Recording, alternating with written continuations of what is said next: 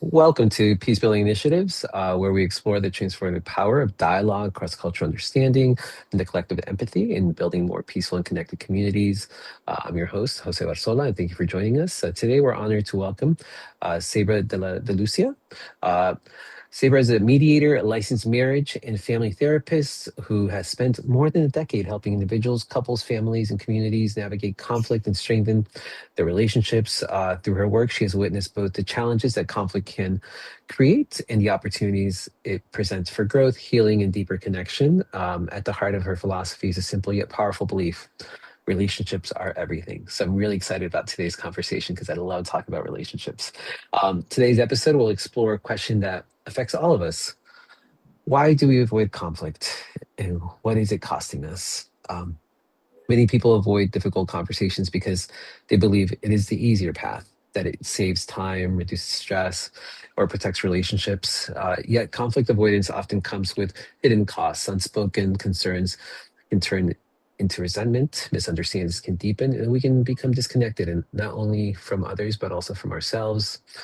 Drawing from her experience as both a therapist and a mediator, she will help us understand why conflict avoidance is so common, why it may be costing us, and how developing healthier ways of engaging conflict can strengthen our relationships and enrich our lives. So, Sabra, thank you so much for joining us today. It's truly a treat and a pleasure to have you. Thank you. Yeah, thanks for having me.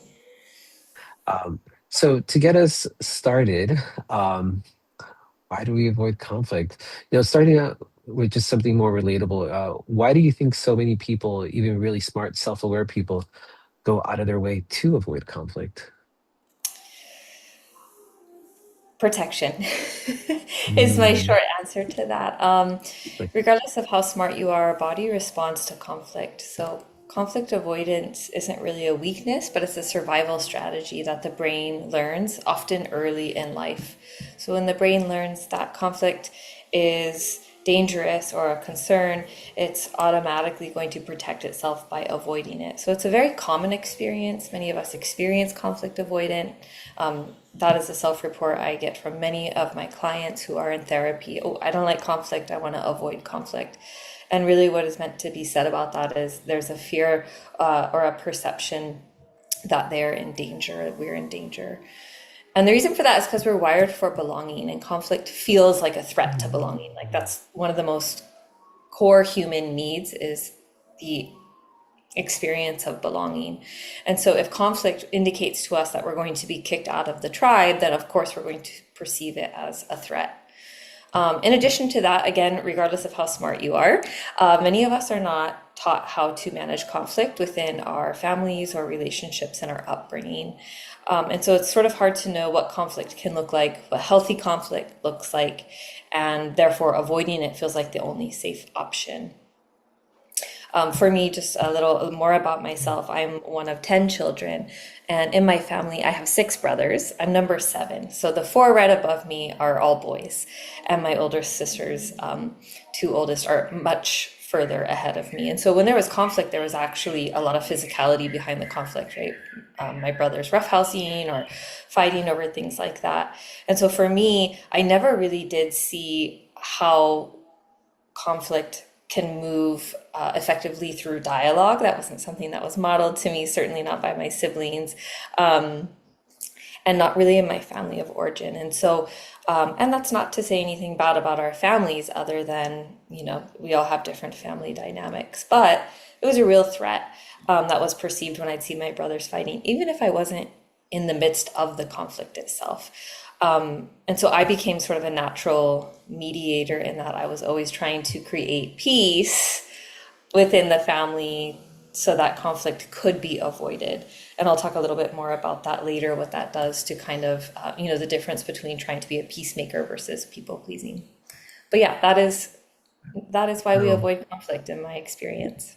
no, thank you. Thank you so much. And yeah, really kind of touching upon, I mean, we're shaped by our lived experience. And one thing that kind of got me thinking about it, it's like, maybe the word itself, we associate, we use the word conflict on like such a micro and macro level in so many different, it's like this country's in conflict with, and it's like a war. You're like, wait, no, there's like people actually getting killed here. Like, and so when we relate, oh, I'm having a conflict with this other individual, and maybe in our minds we think like it can get that bad, and so you know, automatically we're like avoidance. And, you talked a little bit about what I interpret as like self-preservation.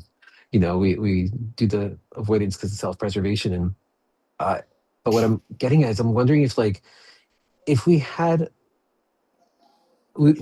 utilize different words to justify, oh, it's maybe a war should not be identified like the word just conflict. I feel like there should be a larger word for that. And so we're not relating micro conflicts to macro conflicts and getting that confusion. And sometimes it's the terminology we use, even just we're just having a misunderstanding, or an alignment of perspectives. I mean, most people don't talk like this, but I wonder if that might assist in people not being so, oh, I need to avoid this. I'm just wondering the deeper impact of just one word, and there's so much pushed into this one word. And we do Yeah, this all the time with words, but this is interesting because in preparing for this chat, amongst other presentations that I've done in the community, and just like my own advertising, honestly, I'm like, yeah. okay, like what are different ways in which I can describe conflict? Because I agree, it's sort of like this huge, powerful word that is descriptive and everybody knows what it means, but does it really need to be present? So misunderstandings is a really good one. Um, some things that I've shifted to is honest conversations, Mm, peaceful communication. So trying to actually highlight like what could be happening in the dialogue, not highlighting first, hey, we have to like engage in conflict because I mean, it elicits a fight, flight, or freeze response. Even just hearing the word mm, I'm in conflict, or we have a conflict going on in the house, it's kind of like we don't even want to sit down to work through it because that fight, flight, or freeze response is so strong in the moment in which I think, for many of us, just hear that word. And then we think about this idea of fawn, which is kind of like it. So fight, flight, or freeze, it's our body's natural response to perceived threat, right? So we're going to fight back, typically ends in more conflict.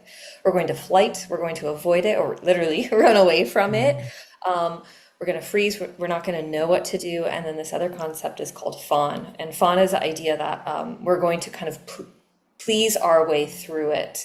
And oftentimes this is really applicable to women. We're just trying to be, calm and like solid and nurturing, and we're going to please our way through it, which does not give us the ability to actually express what we might need within that interaction or honest conversation.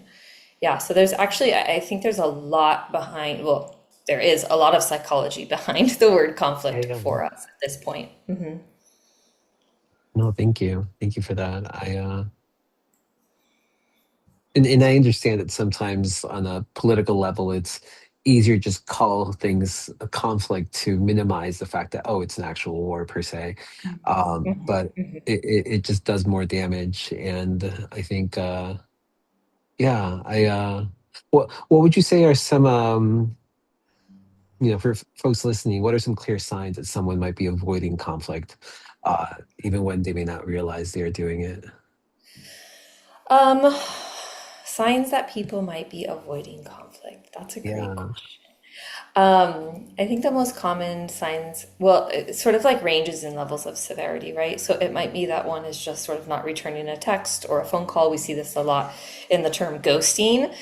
Even if you're talking about dating, like, ooh, I don't like this person anymore. I'm just going to ghost them. That's like the yeah. most tangible current social history piece we have to Such a demonstrate bad habit. I'm avoidance. like, Because really, like, you should say, "Hey, I'm not interested. Thank you so much for your time," thank or you. "Hey, what, you Yes. know what, you're a big jerk, and I don't like you, or you're ugly." Whatever you got to say, but Yeah. try to be kind.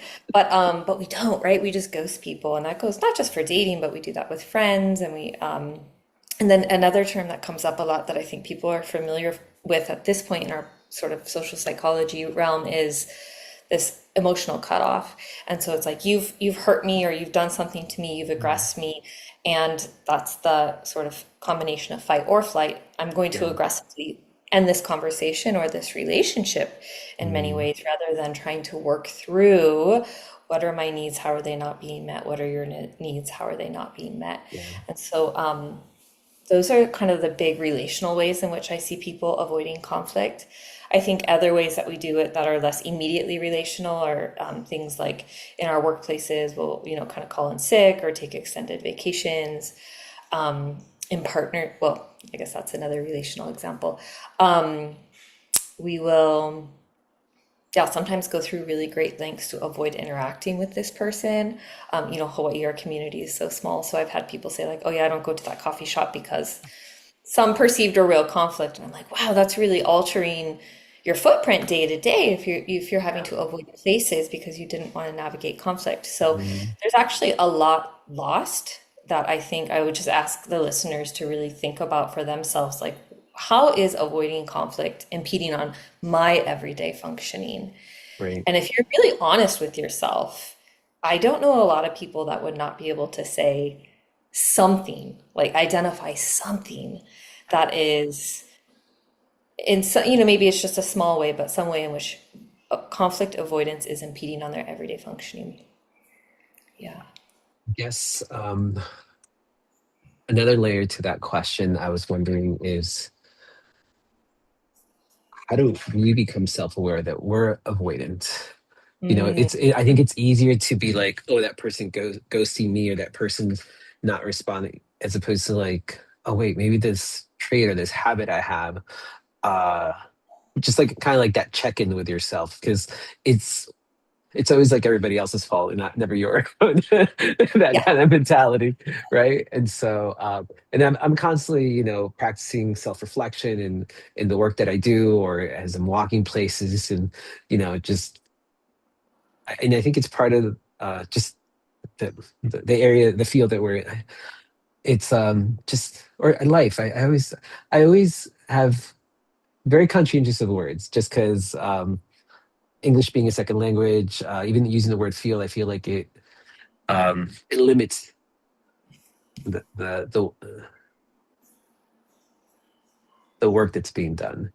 And so yeah, just kind of like a check, like, is what I'm doing right for everyone, the community as a whole, or is it more just me, myself, and I? Is one of those questions I always tend to ask myself. And so, yeah, I'm just wondering if Which there's even then, like as you ask yourself that question, that's gonna be person by person. I don't believe there's a right, right or wrong answer to that because that depends yeah, on your values, right? Like, is the collective prioritized over me, myself, and I, mm, et cetera, et cetera. So that's going to definitely about be a value alignment piece to kind of know where it is amongst this spectrum of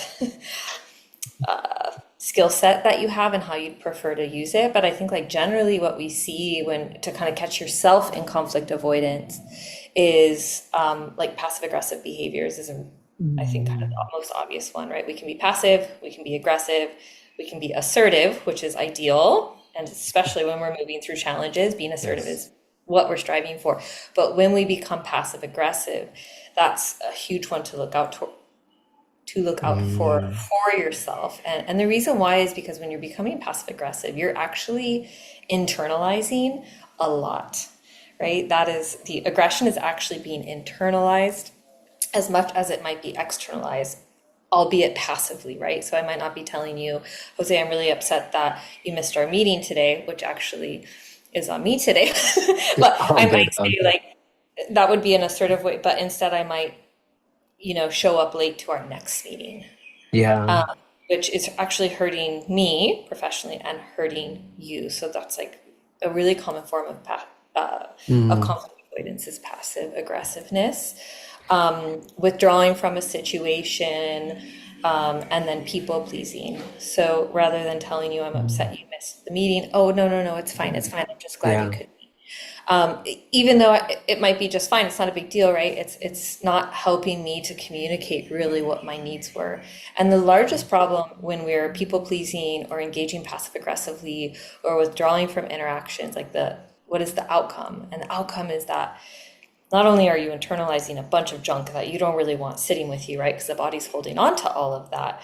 But in fact, we lose our capacity to know what our actual wants and needs are. So the most common way in which this takes place is in relationship, let's say long-term committed partnership, in which we're sort of building resentment because we're upset our partner isn't doing this or is doing that, and we're not communicating clearly and effectively what we need and or what some of our boundaries might be around this activity. What that does naturally is it suppresses our experience. And so when I want to come and share with my partner what's upsetting to me, I might have actually lost touch with what's actually upsetting. And so how could I expect my partner to respond if I don't really know what it is? So chronically over time, that's like a real big problem for us. And I think a lot of us are experiencing that, and not just because we're avoidant of conflict, but also because we're busy and we don't have the skills, perceived skills to get through conflict. And so we don't even want to like start that conversation. And that's where I see a lot of my couples are at, is kind of like, we don't even trust ourselves to get through it. So we're just not going to have it Mm, at all. But as you can imagine, over time, that's going to create a pretty significant emotional barrier in the relationship that is hard to come back from, in fact. no, thank you. Thank you. I love how you brought up passive aggressiveness, and it just reminds me of something else where um, a lot of what I do is around perspective shifting. And I had to think about like sarcasm. We may think of sarcasm, oh, it's we're just gentle humor, but I feel like there's a very close border between sides like passive aggressive and sarcasm. Like it's both ways are ways to say something without being just direct and honest about something else that's truly bothering you. Possibly, Yes. well, we're like, oh, it's humorous. That's how we maybe hide it that way. And so, yeah, Yes, it's laughing it off is another common experience for sure. And like I said earlier, and just kind of bring some seriousness to that piece is, amongst the spectrum, there's sort of levels of severity in which we are impeding on our own functioning with conflict avoidance. And I think a good example of when we start like making light of it or joking is also when we start using substances and mm, reliance upon substance use to kind of numb the emotions that we're not otherwise yeah. able to share with the other party. And oftentimes, as you can imagine, that lack of inhibition will bring up the very subject we've tried to numb in a Yeah. pretty unproductive way, that can be really dismissive of yourself and how you're actually feeling about it, and likely dismissive of the person you're in this dispute with. Well, thank you. Thank you. You talked a little bit about the brain, but I don't know if you want to dive a little deeper into like what's going on with the brain when we feel that surge to adjust or shut down or back away uh, when it comes to conflict avoidance. Yeah, it's in our ooh, you put me on the spot and I'm going to forget the brain Oh, good. areas. Oh, good. You have But some essentially, beautiful like, piano music, by the way, in the background. thank you. Yes, my neighbor, So lovely. they're piano teachers, and it's Oh, love it. between the birds and the pianos, it's quite a lovely, Love it. All this quite a lovely music, room in the home. inspiring, hopefully. Yes. Well, Yeah. it depends on the level of the student, I suppose.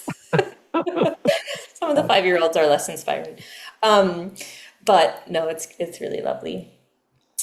I think what's happening, many of us understand what the freeze response is, and that's actually happening in the amygdala in the back of the brain. And so, in the front of the brain is our prefrontal cortex, where we're really making our decisions. So, physical in the brain, that's pretty far away from one another, which is, one conversation that folks might be familiar with is how we can do somatic work in order to release some of the tension in which the body is storing this fight, flight, or freeze response, or essentially the nervous system is at a heightened state of arousal. It's really hard to think your way through it. So talk therapy, which I do in my private practice, can be challenging. You can't really talk your way out of a fight or flight response because you're trying to rationalize a part of the brain that's actually having a very biological response. And so one way that we can deal with that is somatic. So what I explain to people that are needing to move through a hard conversation is like, don't try to sit at a table. I mean, that being said, for my mediations, we do sit at a table, but I encourage people to get up, walk around, move their body, maybe go for a walk or a run before coming to the mediation table, so that they can physically move some of that angst or arousal out of the body and engage because that's the parasympathetic nervous system that can engage the sympathetic. And we kind of want them to be able to be communicating. The sympathetic nervous system is what's gotten you at that heightened state of arousal. So we want to engage the parasympathetic through movement or breath. So that somatic release can actually allow those two components of the brain to connect with a little more cohesiveness, if that makes sense. But these are early built-in response, not just early childhood, but we're talking like caveman days, right? We needed this fight or flight response to stay alive. And it does look different in sort of the binary male and female. It looks very different because women had different needs at the time, which were very much social. And so the concept of being kicked out of a tribe for women is actually quite a bit stronger than it is for men from a biological perspective, which is why you see more women challenged through conflict. And you see a lot more people-pleasing behavior as a fawn response to real or perceived conflict, which is just sort of an interesting anecdote that I find really applicable to the folks that I work with. Well, thank you. Thank you. What would you say happens emotionally when we repeatedly like suppress our thoughts or feelings, through this conflict avoidance? Yeah, I would say that I'm reading a really interesting book that I'm sure many folks follow, Gabor Mate, which I hope I'm pronouncing that name right. And I was literally just reading it moments before I jumped on, and I'm forgetting the name of it somehow. Oh, good. The Myth of Normal, sorry. The Myth of Normal. And what he's referencing is like chronic illness and autoimmune diseases, and why are they so increased over time. And he's talking about a lot of severe trauma that folks might experience from a young age, but I think it goes into this, like, that is what's happening. We can get chronic disease. Autoimmune is a huge one for women. Substance use, applicable to all, but oftentimes we'll see it more in men who are conflict avoidant. So we go through great lengths. This isn't a small subject. It's always interesting to me how little we talk about it and how little skills in moving our way through these conversations are available. So as an example, I did my master's in clinical psychology, and I did not have one class on conflict resolution. I received all of my training in conflict resolution at Matsunaga Center for Peace, which was specifically tailored for that. So, I mean, to me, that kind of says it all. Like, ooh, how would we expect these skills to become readily available where most families are not navigating through conflict effectively, and we're not taught these skills? And I should say, like, my experience is limited to the United States and Hawaii. So maybe in different countries, this picture might look very different. No, thank you. Thank you. Um, Shifting a little to like the real costs, what does chronic conflict avoidance actually do to our relationships and to our sense of self over time? Yeah. Let's see. What is it really doing to our sense of self over time? Well, I'll give you like a really silly example. We'll start there because it's always easier to start light, I think, Yeah, which is yeah. yesterday I was super tired. I did beautiful kayak in the morning, and I'm like, okay, I'm just gonna go home and chill, right? It's Sunday, it's great.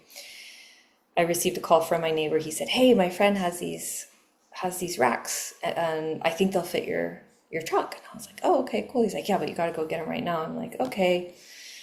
I really wasn't into it, but I said, okay, because he's doing me a favor. He's telling me they're free, they're great, da da da. Cool.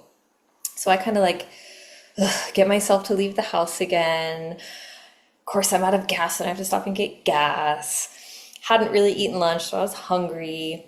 So in all of these steps, I had sort of like abandoned myself in a sense and what I really wanted and needed in the moment, because I thought, wow, this person's really doing me a favor. Okay. I get to the place to buy these racks. I'm waiting outside for like 20 minutes. This person, I didn't have their phone number. all the things. So now I'm hot, now I'm sweaty, now I'm really hungry. And I see the racks and they're not what I want at all. In fact, I don't even think they'll fit my truck. Um, but rather than saying, you know what, I'm so sorry, I actually don't want to take these, like, thank you for your time, which would have been quote unquote conflict, right? Perhaps.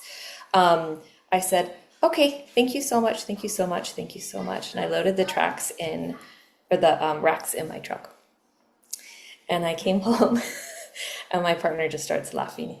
He's like, why did you bring these home if you didn't want them? And I was like, well, I felt bad, right? Like I didn't want to disappoint this person and the neighbor who's trying to do me a favor. And so I just brought them home. So now I'm responsible for like doing something with these racks or taking them to the dump or whatever needs to happen, right? But in that little 2 hour adventure, I had forgone like 7 needs of my own, including my own communication. Actually, no, I don't want these, right?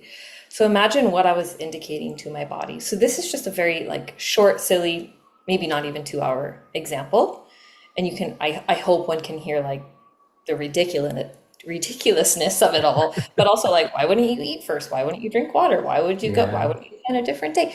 And it was just because, right, like I wasn't really thinking. I was just like, oh, wow, this person's doing me a solid, what have you. And so again, that's a perceived conflict. That wasn't even a real conflict. Mhm. Nobody was in dispute. But if you were in a real conflict, what lengths are we going through to ease the conflict, to avoid it, to please our way through it? And what are the impacts? So how many needs are actually being lost? And the real cost, in my opinion, is that when you do that chronically over time, as many of us do, and this is higher amongst women, we lose our ability to understand what's even happening for us. So we actually lose touch. So I'll have like maybe a client will share that they have been having headaches at work, and I'm kind of working with them through their cycle of their workday, and I find out they haven't gotten up to eat or have water at any point in time. And actually at this point in their life, they can't really sense their own hunger. So they have to eat on a schedule because there's Mhm. so much self-abandoning. So these are real things that if you do not pay attention to the body will stop communicating to you. Right. That's a basic need of hunger, thirst, using the restroom, etc. So we would think we wouldn't lose that, but let me tell you, you do. And conflict is the same. Forget how you feel. You forget what you're upset about. We're not able to say like, here's my emotion. I'm hurt by that, or I feel really disappointed by that behavior. That's not going to become available. So forget being able to communicate that to somebody else. And that's a real problem.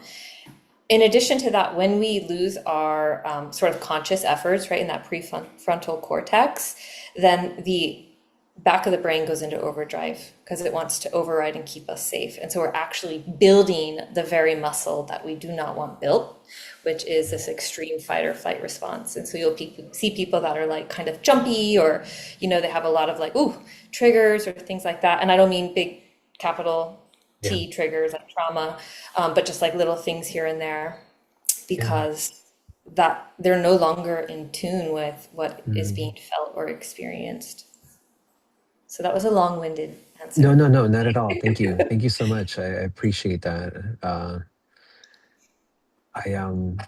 I know during earlier you talked a little bit about peacekeeper and shifting a little to, you know, keeping the peace versus people pleasing, which is something you also mentioned about. And I wonder if you might go into, can you break that down, the difference between being a peacekeeper and a people pleaser for Yeah. folks who might be listening and might be like, oh, wait, which am I? Yeah. No, I think, there's so many people that can relate to this concept of people pleasing, whether you do it in small or large ways. But generally, as a brief breakdown, right, people pleasing is fear based. So what you're trying to do when you're people pleasing is you're managing somebody else's emotions, or you're trying to manage somebody else's emotions at the expense of your own. That isn't always very clear, but certainly it is trying to manage the emotions of somebody else. I'm going to say yes to you because I want you to feel happy, right? I Mhm. wanted this guy to feel good about giving me the truck racks, so I said, yes, I'll take them. I was trying to manage his emotions. But in the meantime, like, what was the expense of my own, right? Hungry, tired. Now I have racks that I got to take to the dump. Extra task. Not cool. Um, right? So it's kind of, yeah, it's really fear-based. So that's people pleasing. Peacekeeping is very intentional. It's sort of like boundaried. So you're choosing calm because it serves the relationship.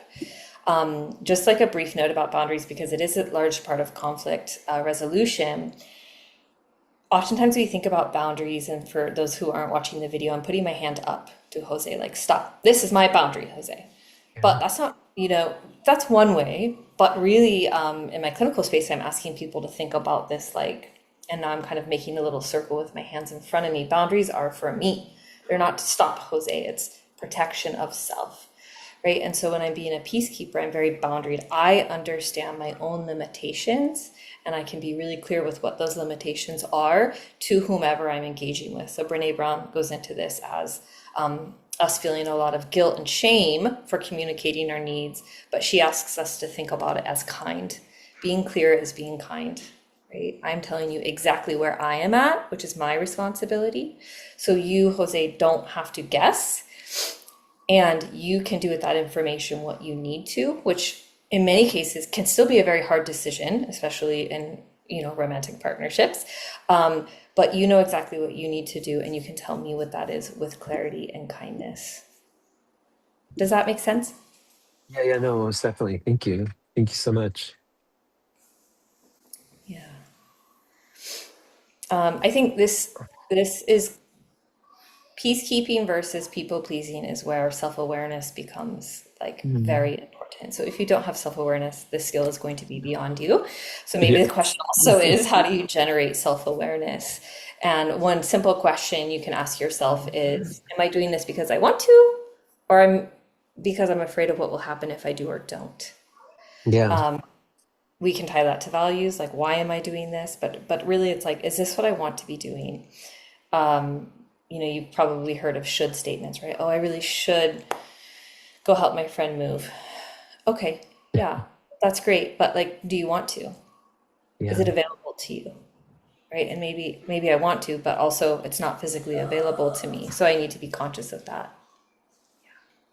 No, I love, so I think the key word right now that I'm hearing is the values aspect. And for folks listening in, just to understand truly like what are your values essentially first. And also what's feasible. Like, maybe you really want to help out this friend, but there's only so much time in a day, and there's other things already. And um And you can communicate that you really want to help them out yeah, and still exactly. communicate, I'm so sorry, I'm not available for that. I'd love Yeah. to help you, but it's And not something I can. what I'm also hearing, part of it's like just having those open, honest conversations, because otherwise we lean into the conflict avoidance or the ghosting aspect of things. And I will say, I'll be, I don't intentionally ghost friends, but I think as we all juggle life, sometimes I'm like, oh my goodness, I'm so sorry. I had this message written, but forgot to send it. That is always like the worst. Like, oh my goodness, I thought I had Yeah. sent that already, and it's been 2 weeks now. But I will say one thing that I've found is there's a lot of us just like juggling life to the best we can. And people are compassionate and empathetic, and they understand, which I'm very thankful for. So, Which and I think is it's you speaks to the alluding. larger relationship that you've developed with folks. But yeah, go ahead. Go ahead. Sorry. Yeah, and so for those of us that are in these like long-term, relationships where people know us well, it might not be a big deal that we don't text back for, 4 days or what have you. But I will say for many of us that are building new relationships or friendships, or navigating newer communities, that can be really challenging. And Yeah. what I see is people taking a lot of offense to a lack of a response via text. And Mm, in that situation, there's really not much context, right? yeah. You're doing a ton of guessing. And so I just ask people to be realistic. Like, can you imagine if you were really busy and you had missed somebody's text? You would hope that they would give you the benefit of the doubt, right? Right.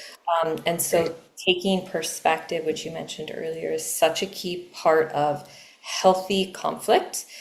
Taking perspective doesn't seem like a conflict skill, but it actually is because it's going to keep you out of this reactivity. "Ah, I can't believe this jerk never texted me for 4 days," right? That's a reaction that is not regulating yourself, and you don't know why usually. But it's asking us to like, hold on, what might this person be doing? And if that could be true also, would I be able to regulate my emotions a little more? And then when Jose texts me back 4 days later and says, "Oh my gosh, your text got buried in my text thread," I'll be like, absolutely, I totally get it. Been there before. Let's move forward. So that's not conflict avoidance. We've actually engaged in a mini conflict there. We've resolved it. And what I love about these conversations, honest conversations, or sort of upfrontness or clarity, conflict, if you want to call it that, is it gives depth to the relationship. That's the understanding. So rather than kind of popping off at each other, we're like saying like, "I got you, no problem."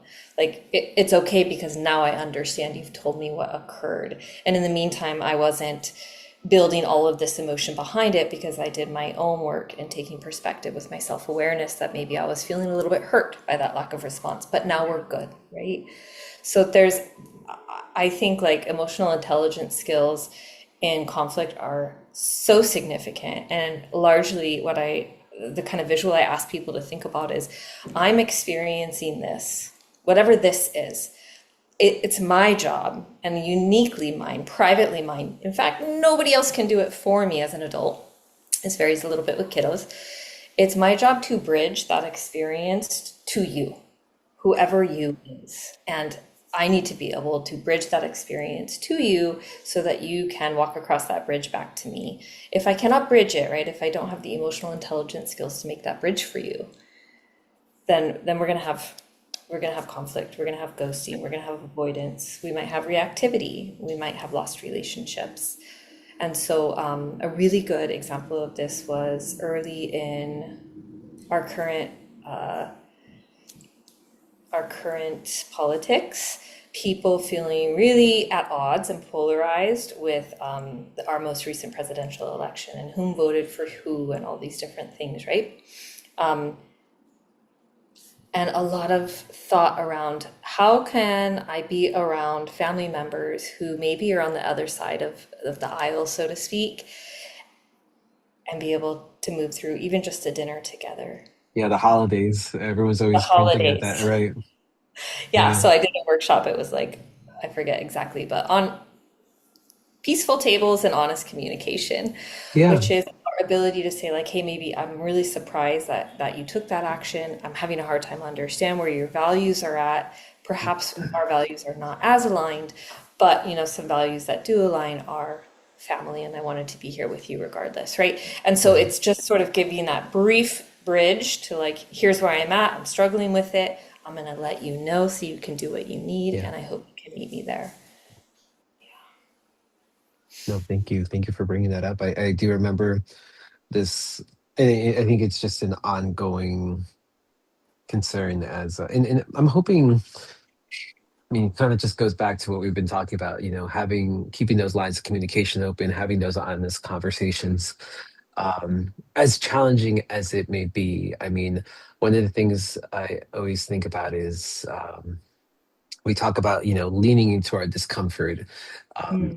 Because if we continue to just, it's almost a form of conflict avoidance if we're like, we just want to be in circles with people who think like us, because there's Yeah. that comfort space. Yep. Yep. In a way, we're practicing avoidance of like leaning into that discomfort of feeling uncomfortable of like, oh wait, you're not on the same page as me. I'm gonna have to work a little harder to understand where you're coming from, and also to share my viewpoint of where I'm coming from. And Yeah. so yeah, it's just a whole nother layer of it. I as you were sharing, I was thinking about adult friendships and how they evolve. And there was this meme out there about not adult friendships is not about catching up weekly. This is for folks who've been like in, relationships for a while, not new relationships, but it's the, especially with like social media, it's about sending reels sometimes, forgetting to reply, chatting on like three different apps, and then continuing the conversation, as you say, 4 days later. But that's Yeah, the I love beauty those of it. memes. That's, I I think, love those memes because it's asking people to take perspective. And I think so many of yeah. us can relate, especially when you have, we're in such a globalized social experience It's like in there's so many multiple ways to ways. be connected, but also so ways to not be connected at the same time, Yes. simultaneously at the same. But yeah, no, thank you. So for folks, someone who recognizes themselves in all of this, I know we have some tips on like, what do you recommend where to start? We talked about like looking at our values, having honest dialogue. I don't, just wondering if there's other, where do we start, I guess? Ooh, so many good ones. First and foremost, I think, well, self-awareness. So being Yeah. aware, which takes spending a little time with yourself. It takes taking out the noise a little bit in your life so you can sit with yourself and understand what's going on. Which, my go-tos for those is certainly going surfing. My son recently started surfing on a board. He's always bodyboarded, but he bodyboards at Sandy, right? So there's constant action, constant Amazing. stimuli, and you really have to be on your toes. Whereas sometimes you go out and you're surfing on the South Shore, you could be waiting 20 minutes between sets. And so Yes. he's like, surfing isn't really a lot of surfing. It's like a lot of sitting and waiting. And I was like, yes, and meditating and self-reflecting and not overthinking, hopefully, but like there's so much beauty to Yes. be out in the ocean or on the beach or up in the mountains to kind of self-reflect. All of that is mindfulness and all of that is going to build your self-awareness capacity. Mm, So that's number one. Number two is starting small. Do not listen to something like this or some other podcast or talk story on conflict and then think like, I'm going to go talk to this person I haven't talked to in 10 years and I'm going to tell them what I think with clarity and kindness. Like, cool. I mean, I love the enthusiasm, but really, no, we want to start small. So yeah. starting really small is like, maybe you get a coffee at the coffee shop that wasn't what you ordered. Is taking it back and being like, "Hi, thank you so much. What I had ordered was, and what I'd prefer is," and being, that person that has to correct the order and being okay with that. Really kind of being able to advocate for yourself in those very small ways. Maybe your coworker borrowed your office chair and it isn't fitting quite the same, or they don't put it back to the right setting. So it might be saying like, "Hey, I'd really prefer that you find an office chair that works for you with regularity because I really like my chair." Right? So these small, small ways in which this little tiny C conflict could be occurring, just kind of, you can think about it as self-advocacy, you can think about it as identifying what your needs are and preferences are and communicating those. And then I want you, when you do that, to notice what's happening in your nervous system, right? Because when we do that for ourselves, again, uniquely for ourselves, the nervous system is kind of like giving itself a little hug, like, "Ooh, okay, I got this," right? So small ways and building up over time. When you do have to have something that might have a little more depth or weight to it, I'm like huge on this. Again, let me bridge my internal system. Let me bridge that gap to you. So if I schedule a meeting to talk with you, Jose, about something, maybe I'm upset about or some conflict that we may real or perceived to be in, I'm going to let you know, hey, this is, I'm not used to communicating around conflict like this, so I'm a bit nervous, and I hope you can bear with me through this process. So if I say the wrong word, if I'm stumbling on my words, if I'm sweating and appear nervous, oh, she is. And she's really trying her best, so I'm going to give her that space to do so. So giving people a heads up in romantic partnerships, in my couples work, certainly in domestic mediations, this is so important. Let us know where you're at so we can be here to support that. If we do not Mhm. know, some of these behaviors can be perceived as very negative, in fact, threatening.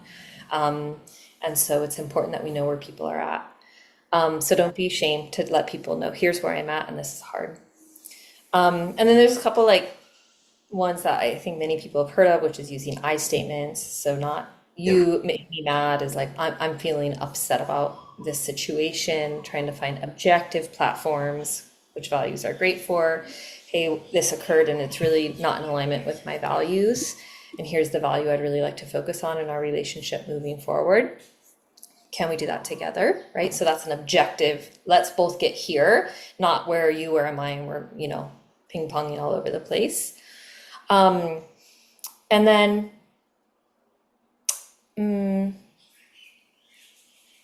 relationally, just making sure that people know that the reason I'm bringing this up is not to be in conflict with you. I'm bringing this up to because this relationship really matters. It's really hard when somebody says, I'm bringing this up to you because this relationship is super important to me. It's hard to imagine one being like, no, it's not. I mean, people do, right? People do some wild Yeah. things, of course. But ideally, that would set the tone for like, I'm doing this because I love you and I want us to move forward. And, so I'm being very vulnerable here, which drives connection. Yeah. No, Um, I and will that say, doesn't have to be re, perfect. re, Oh, sorry. yeah, no, sorry, really quickly. The difference between important and and showing the emotions can go so much further. Because, like finishing this paper for my homework assignment is important.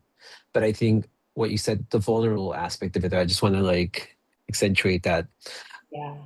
adding the emotions to it is like that extra bridge that sometimes folks don't feel comfortable doing. And I think that's really, because like, if someone's like being open about their emotions, it's we're at another level relationship wise. I like to think, whatever the relationship may be. Yeah. And I'll say, the pushback I get on that, and I see it in mediations, right? Because people are literally coming in to resolve a conflict. So they're in active conflict. But I think it's understandable that in some of these settings, one may not trust their ability to be vulnerable with this person. And the Mhm. last thing I'm advocating for is to people to like go out and lay all your emotions on the line when you're in an abusive relationship or when you feel exploited in any way, shape, or form, or when you feel perceived or real, this person has never demonstrated their ability to hold space for you, Mm, etc. So, I mean, be wise, right? Like, I do ask people to sort of assess the situation when you're going to express emotions and but still express them, or at minimum be able to identify through journaling or otherwise like what is coming up for me. And it may not be a safe place for you to express the emotional side, but when you can. When it's not safe and you assess that, then what are some other avenues? So in a work setting, it might be having, an HR person present. In a relationship, it might be finding a therapist that can really hold space and safety for the group. And certainly in an active dispute, having a mediator, a third party present to facilitate that dialogue, and that can create a lot of safety. thank you. Thank you so much for all those helpful tips. And I think, yeah, just I think for folks listening, it definitely depends on the layer of your relationship. It's obviously and not rushing the process. If folks have a different, just because you're like, whether it's a romantic relationship or it's like friendly relationship, people, whatever their lived experience may be, they get to certain points at different stages, and so being patient with the process as well, I think.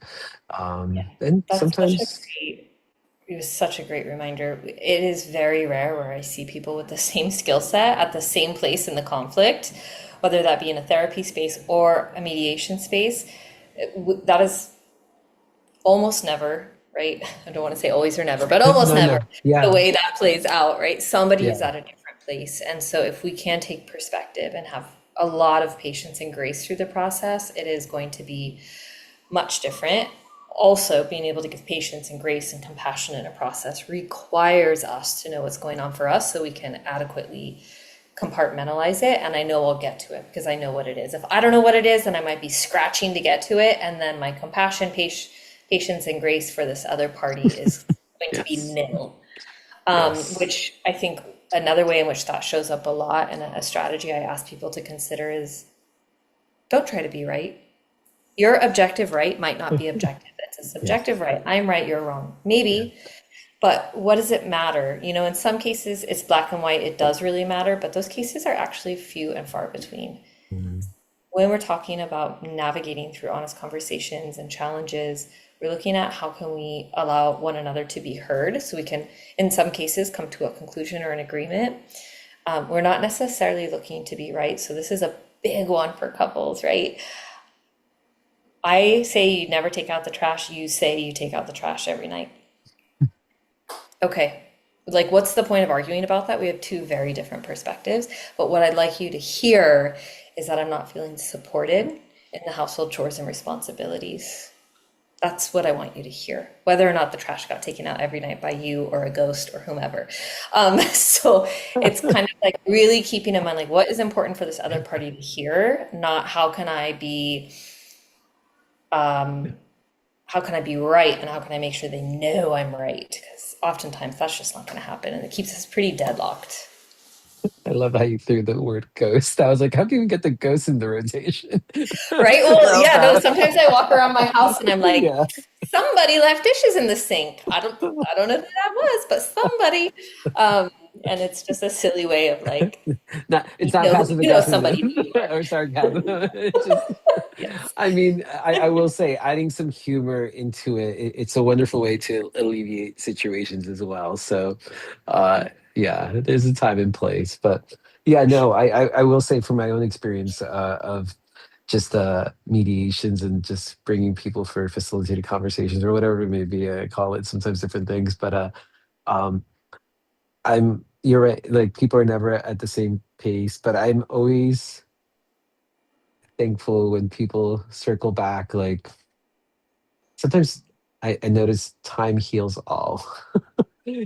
and and that's the beauty of it. People sometimes circle back like a month, 2 months later, and be like, I know initially it may have not seemed like we got much figured out when we came together, but and then they just open up and share and I'm like, oh, I'm glad. I'm glad, creating that space for people to be able to have those honest conversations where they may have not felt possible to, and hopefully they can continue that out without a third party as life moves forward. Is really, I think, at the core of what we all strive to do. Yeah. um, I love that you mentioned time. It's frequent in which folks are like, well, I can't talk to that person until I really know what to say, and we have this conversation. And until then, like, no contact. yeah. But I have to see them at, a sporting game and at the store. And actually, they live in the street from me, so I see them like every day passing Yes. their car, and now I have all this Yes. heightened arousal, right? Right. But I'm not going to talk to them until we talk about this issue. Yeah. And again, in some cases, that's understandable. But really giving yourselves, you and whomever this may be a Yeah. dispute with, time and rapport. So relationship rapport, because if you don't have rapport, it's really hard to get through a conflict. If you have rapport, you can get Yeah. through a conflict. Like it's not that it's Yes. easy Rapport. necessarily, Most. but Oh my goodness. yeah, because you Yeah. need to win, right? You can take accountability and know that it's okay, that's not threatening. You can really try to understand what's true because you have rapport with this person, right? You want to know what's going Yes. on. But if you don't and you just want to jump right into this Yeah. conflict and resolve it, as many of us do, you're going to have a hard time. So maybe, when you see that person driving down the road that you pass all the time, just wave to them. Maybe you see him at the game and Yeah. you bring an extra musubi, these little olive Yeah. branches that can just build rapport Yeah. in the meantime until that conversation happens. One of the things that I hear you say things, and so what I always talk about is it's not about who's winning. So I always talk about like the difference between an argument and discussion. If we're trying to figure out who's right, we're just going to continue having an argument. But if we can actually figure out like what's right for everyone involved, now we can actually have a conversation or a dialogue about this. And it also takes it away from like because there's this competition when we're having an argument about like, oh no, the ego, the I. But also one thing we have been talking about but haven't actually said is I think care. We use the word love, but how do we showcase that we care for another human being? Maybe it's that masubi. Maybe it's, hey, I know you really like this paper, or I know you really like this artist, and I saw a magazine or something, whatever it may be, or and it doesn't have to be anything that like costs money. You could send them a meme, a funny meme, because sometimes it just kind of breaks the tension, and if they respond to it, or yeah, just.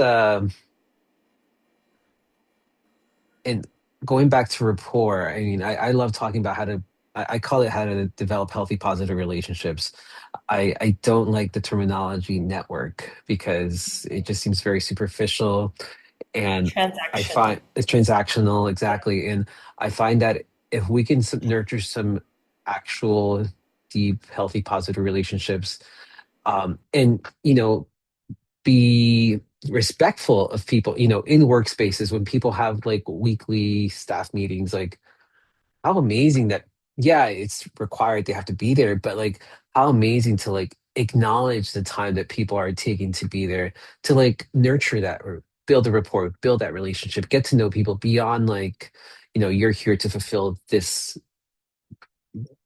responsibilities that are in your job. Because one of the things I always hear about it, and I've noticed, it's like whoever's leading the meeting will show up, read off for the first like 30 minutes, all these updates. And people are like, that could have been an email. This is not the best use of our time. Like, and it's like, let's take time to actually like, get to know each other beyond the tasks and responsibilities that we're here for.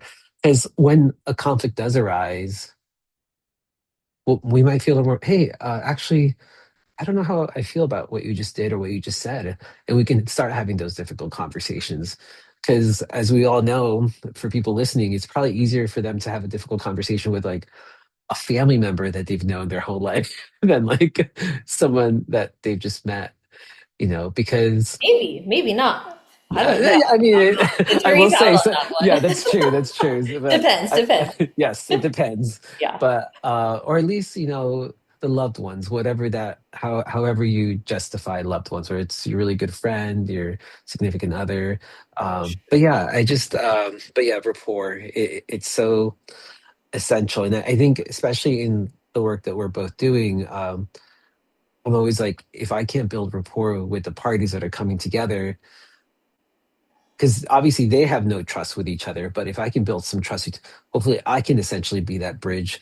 But if then they can build it with themselves, and ideally no longer need us. But Yeah, that well, that yeah, is as a that is the mediator, hope. certainly that's like a skill you kind of have to be able to build rapport pretty instantly. As a therapist, there's some time.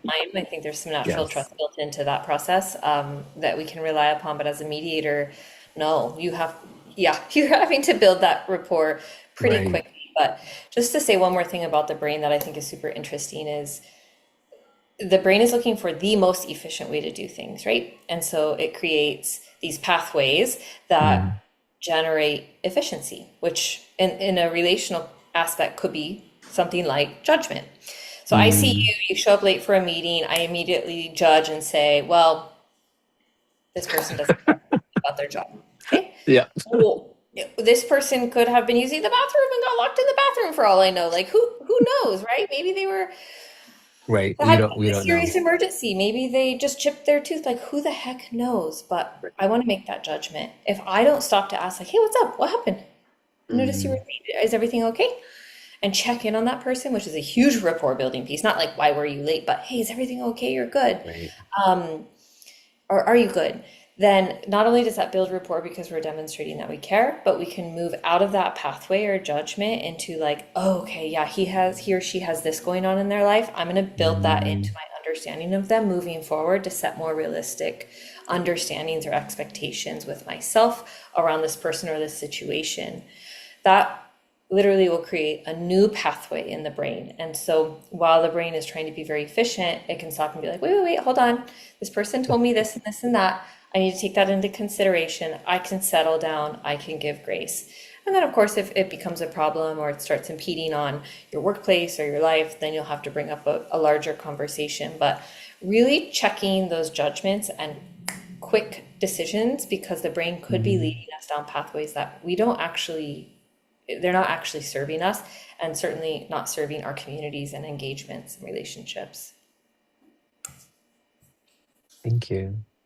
What's I know we're getting close to time here, but what's one thing you'd want every listener to just walk away with today? I know there's a lot of good things that we've talked about that you shared.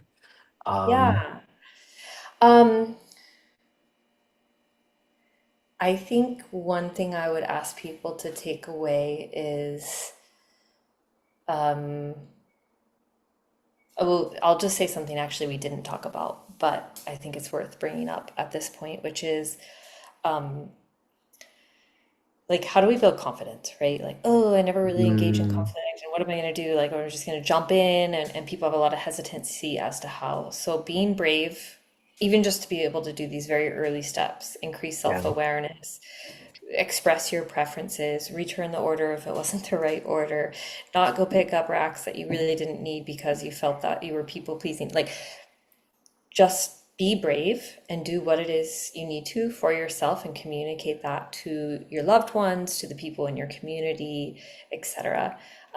Because when we move courageously with bravery and with courage through a challenging experience, it is truly the only way to build confidence. And I think about confidence in like how, okay, people ask me, oh, how do I build confidence, how do I build self-worth? So in my therapy space, of course, we have a lot of conversations around this, but it's a lot of competence. I feel like I know what I'm feeling and I know how to communicate that or bridge that gap to somebody else.